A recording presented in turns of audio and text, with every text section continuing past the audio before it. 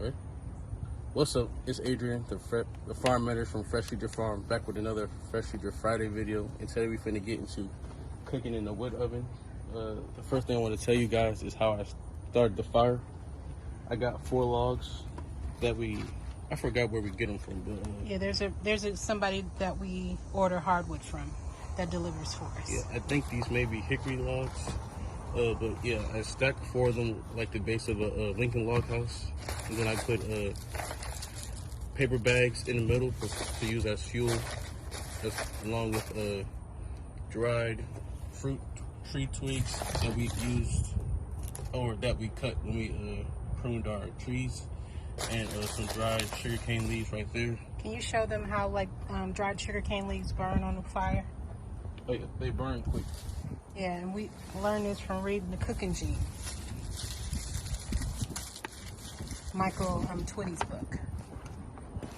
Excuse me. See in that back corner? That's and dried banana tree leaves work as well.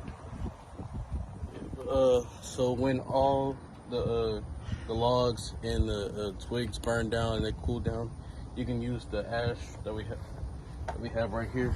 You can use some of this ash for fertilizer, or you can compost it if you want to.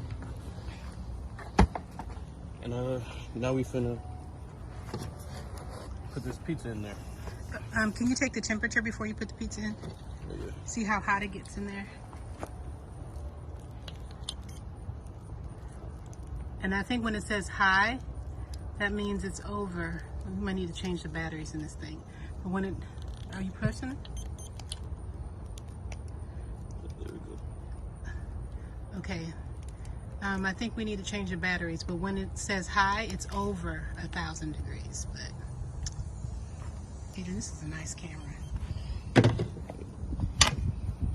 Yeah. Also on the pizza, we got some basil from the farm, oregano from the farm, bell peppers from the farm.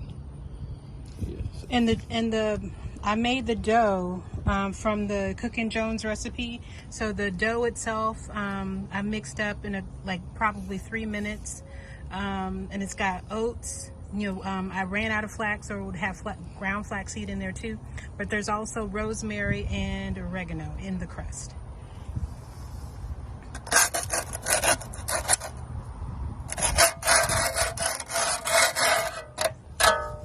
So how long is that going to take? It should take probably up to a minute and a half. Well, I guess this is a bet. I say 5 minutes. Adrian says a minute and a half.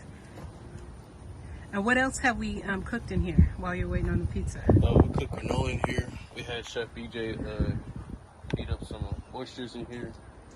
You did some fish in there. Some fish in there. That's what we did. Did you do like a cake or something? Or some bread in here? Oh yeah, we had another event where they baked bread, but with the bread baking, we actually just put a pan over the covering to turn it more into an oven, just to keep that heat in there. And you wouldn't, unless you're firing pottery, you would not close it up with the log still on fire like that, because that would be too hot. Like when we have a farm camp, we either there's another West African red curry recipe that's in the cookbook that we cooked in our Le Creuset pot in here, or we would even just start the fire and just dig a hole in this space and cook over an open fire with the kids that would come to farm camp. So why pizza, Adrian? I just love pizza. That's one of my favorite foods. And does it taste better, you think, out of a wood oven versus DiGiorno? DiGiorno? Yeah. Oh yeah, it does. Like any pizza place that uses a wood oven has the best pizza.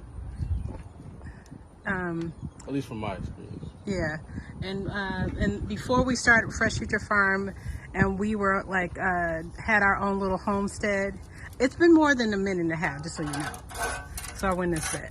But I used to make, when we were growing and around our house, I used to make pizza a few times a week. So like Adrian as an 8-year-old, 10-year-old kid was living in paradise. And now at the farm, April McGill, you know, our buddy who's an architect who specializes in natural building, has a business called Root Down Design, and they built this wood oven for us. You see our P logo on the side.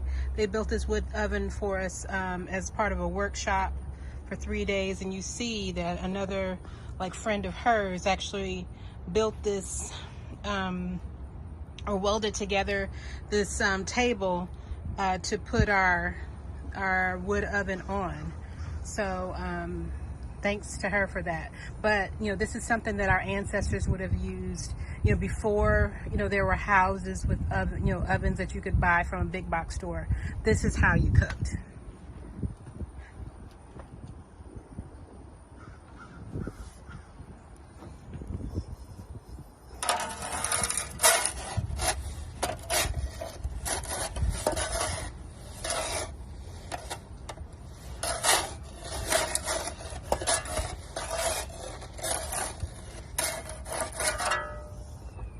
Can I get in close? Let's see.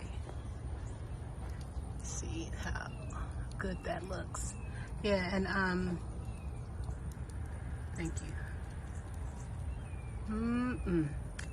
Now, if this had Parmesan cheese on it, I could eat it up without getting bubble guts, but because it's an aged cheese. But I think Adrian used mozzarella.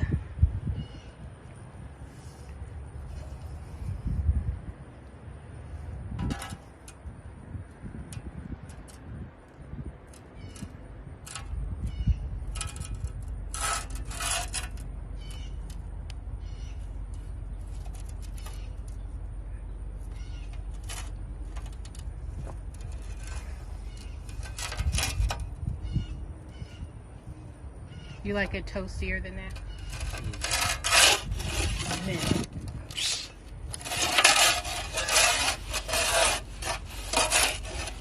It's not as hot as I used to get. I still don't think it was ever done. Okay. That's what it looks like so far. That's what it looks like so far, so you can put it in there for a little bit longer. Oh, that's the dough itself. It's good and hot, and it smells great. Ooh, wipe that char off of there. It's so good. Yeah, and I literally, the dough came together. Excuse me, it's based off of a variation of like a 5-a-day bread. 5 bread or 1 a day. There's some recipe that I found on Mother Earth News after going and getting a degree in baking and pastry from Johnson & Wales when it was here in town. And, you know, we made lots of different doughs, but what I like about, you know, the dough that they had, you can mix a big batch of it, and then every single day you could come and cook a fresh loaf of bread, and it comes together so easy. I can change this. I already changed the main recipe up, adding, like, I don't put salt in because to me, like, you know, there's like the cheese is salty. I add oatmeal and flaxseed because, you know, like we have family members like with diabetes, so just adding some fiber to the crust and adding the herbs. But you can customize this recipe in a lot of different ways, and there you go. You're gonna slice it and take a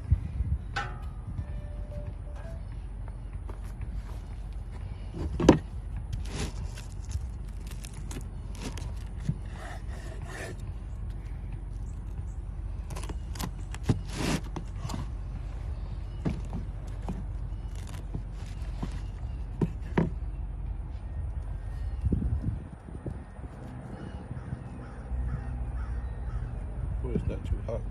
huh?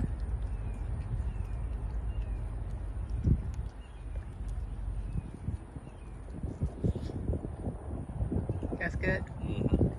All right. Well, thanks, Adrian. Thank you.